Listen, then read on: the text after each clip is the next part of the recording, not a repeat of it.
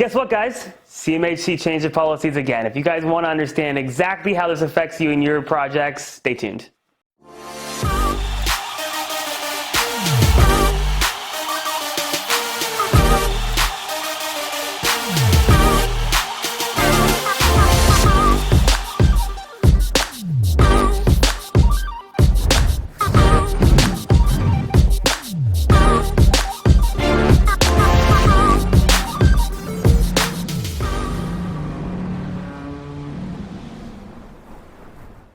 Hey guys, Aaron and Josh back with another Finance Friday, and today we're going to take a look at the latest CMHC policy changes as per Advice 256, which came out November 15th. Quite a few things in here to go over. Some of them are new, some of them are just some reiterations of some stuff that came out on the previous advice, but we just want to touch on those and make sure everyone's in the know and has a clarification needed to move forward with their own projects. Yeah, let's dig into it. So number one, most people understand that CMHC has historically never allowed any property with contamination to go through the process and get mortgage default insured. Well, that isn't changing. They're not going to allow you to get CMHC financing on a property that is contaminated, but what they are going to do is let you start the process now. So essentially what they're doing is they're letting you start the process on a submission if there is known contaminants on the site. They've made some clarification in regards to the fact that they are going to allow CMHC financing on these properties as long as you can prove it's remediated before the first tranche of capital is provided. And what this does is it allows a developer to start the application sooner. It allows them to not wait or waste 6 months of carrying cost on land debt to get the process started after remediation. So this is going to save developers a lot of time and money, or people who are looking to retrofit pre-existing buildings. It allows them to work in tandem instead of just wasting time. So I think it's a great change for CMHC as a whole. Yeah, obviously, the biggest, or one of the biggest expenses is carrying costs, and we all know CMHC can definitely be extended on their times to fund. So, and remediation isn't cheap either. It can be quite a hefty cost. So, to take the remediation and have to carry the additional time, I'm sure developers will, welcome the small change just to be able to keep a little bit more money back in their pockets. The next piece of advice that came out is in regards to appraisals. So this has kind of been something that CMHC's always had in their handbook, and it's always been a policy, but it's never really been enforced. Now CMHC is kind of hard stop on having the three types of approaches when it comes down to the value of the building. So most appraisals has always had obviously your income approach, which is, makes up about 98% of the weight of your final valuation for your project. And there's always been a direct comparison, obviously just ensuring that you're not blowing out other projects, similar projects in the area due to value. And I mean, again, that makes up a very small piece of the overall value, and the majority is on that direct income. But there's always been these two main approaches.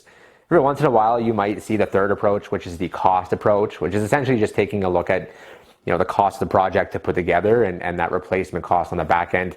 Again, it's always kind of been a stipulation from CMHC that they want it included, but it's never been enforced. But as of November 15th, they are enforcing this third policy to have in the appraisal. If your project is not in and accepted by CMHC at this point, keep in mind you're probably going to have to go back to your appraiser and have them add this third approach to the appraisal just to ensure your file is not getting removed from the queue. Obviously, we want to keep those timelines moving as smooth as possible. Now, there could be some workarounds on this. We have heard some success potentially of the appraiser putting together a letter and just talking about how, in their opinion, the cost approach is not valid or significant in this type of deal, and that, because of those circumstances, they did not add it. This is not a 100% foolproof method. CMHC may say, we don't care, we want to see that cost approach in there. So, even though there is a small uptick, probably to go back and amend some of these appraisals and maybe just have a third approach done to the report. If you're looking to just, foolproof, make sure that you're gonna have no issues, and just make sure that all your appraisals have the three approaches. That way you're going to pass all the policies. You're not going to have any issues with submission. Yeah, I mean, what does this mean for you guys? It probably means it's going to cost you a little bit more money to get an appraisal done. Most of the time, these cost approaches are pretty significant in regards to the amount of work needed to actually do this.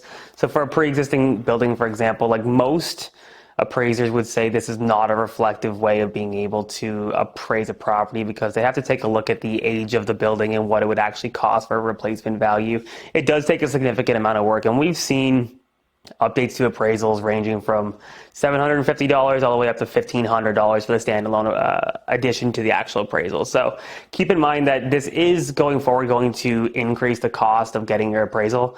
Realistically, you're probably adding another $1,000 onto what it already costs. So moving forward, expect your appraisal to cost you around $4,000 plus tax. It's no longer, well, I guess it wasn't affordable to begin with, but it's pretty expensive. It's getting more expensive, obviously. CMHC wants to cross their T's and dot their I's.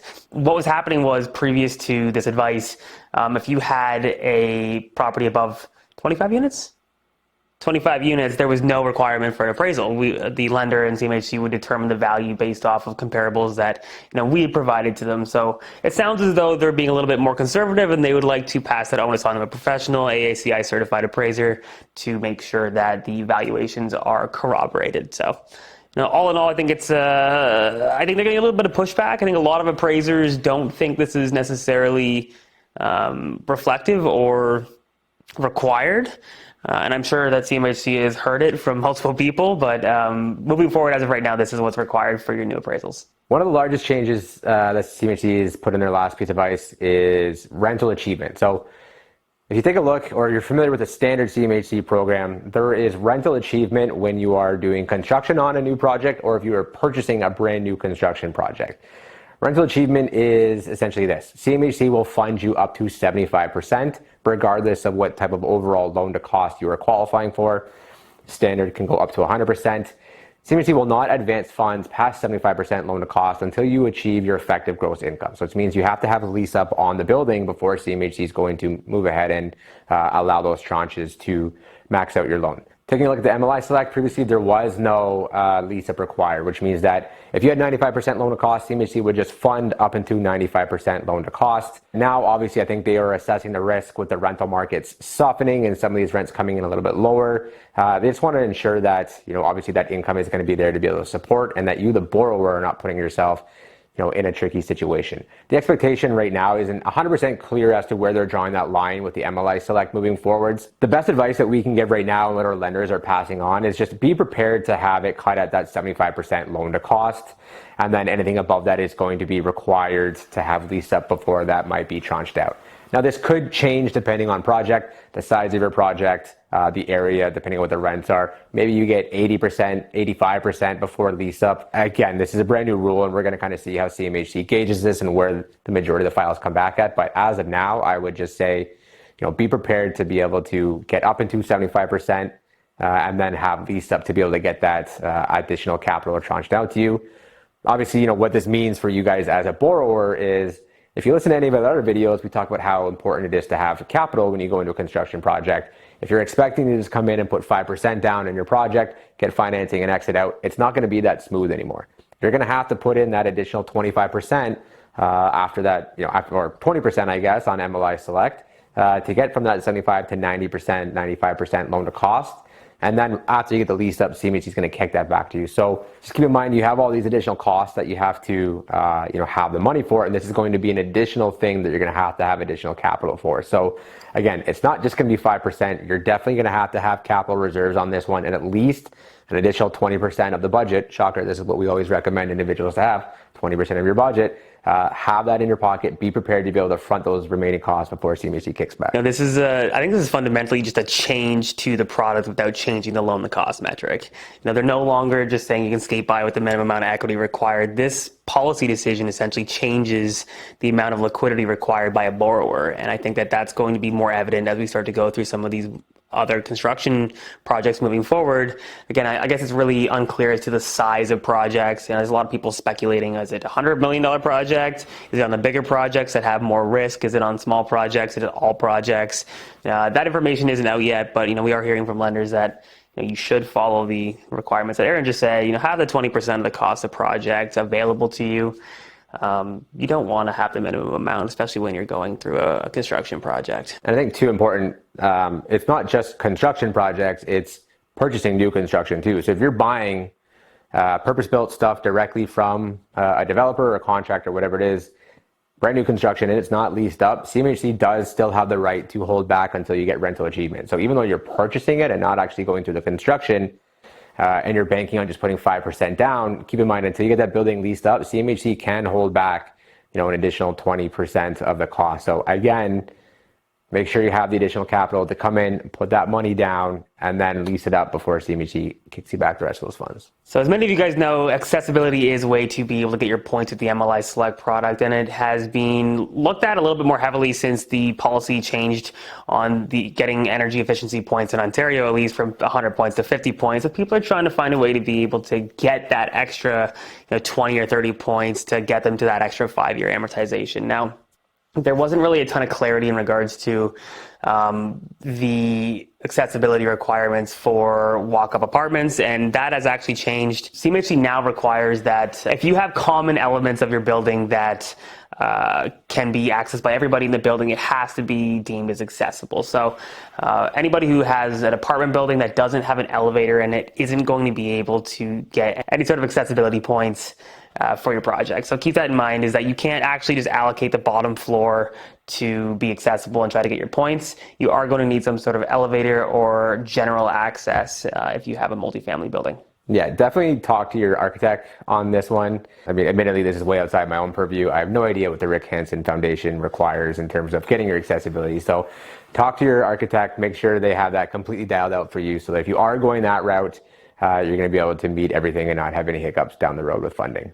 Well, one of the last pieces of advice that was put out in the Advice 256 is more just sort of a confirmation.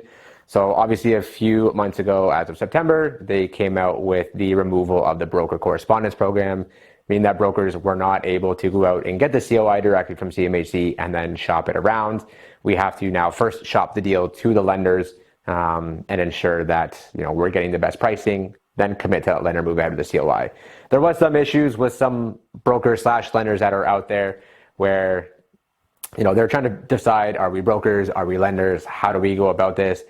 CMHC does allow them to have emergency powers to be able to broker out deals that for some reason the original COI cannot be committed upon. But it does sound like they were kind of living in that gray area and kind of bending the rules. So they're coming out and they are confirming that these guys do have to choose to be brokers or lenders.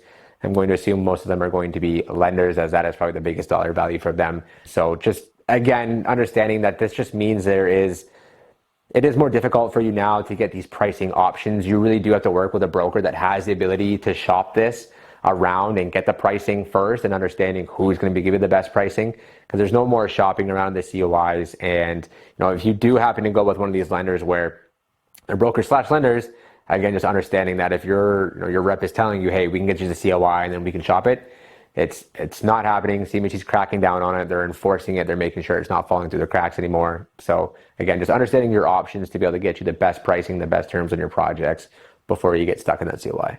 Yeah, I fundamentally believe as a broker that this is probably extremely beneficial for us in regards to just the people who are professionals in this space. If you're going to work with somebody who has the actual relationships and experience with the lenders and who can go and leverage those relationships experience up front to be able to get you guys the best pricing. It's going to be interesting to see. It's kind of a seismic shift internally within the industry that those rules are coming out, and it's going to be interesting to see how the lending landscape does change when CMHC enforces these rules. Keeping on the construction train, one of the last pieces of policy change that came out is in regard to price bonding.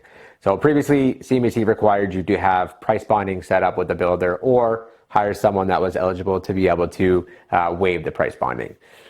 They're kind of getting more in line with industry averages and extending that there are some other flexible and alternative ways to be able to securitize the construction file. So the additional alternatives they're accepting now are either a irrevocable or unconditional letter of credit, additional security, or a reduction of the overall loan size. So just a little bit more of a variety of options to be able to get your approval with CMHC.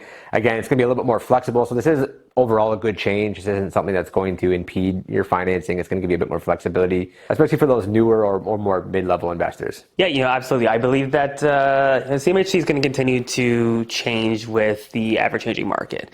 And as CMHC does make their changes, we're going to be up to date and we're going to let you guys know all the changes that are happening, how it's going to affect you, your project, whether you're already in it or whether you're looking to start it. It is important that everybody understands these, and we understand that this information isn't necessarily broadcast to the world, so our job is to ensure that you guys understand it. We really appreciate you taking the time today to watch this video. As always, if you did like this video, please hit the subscribe button, hit the like button. It allows Ehren and I to do this, to make more videos for you. If you guys liked it, hit the like button. See you next time.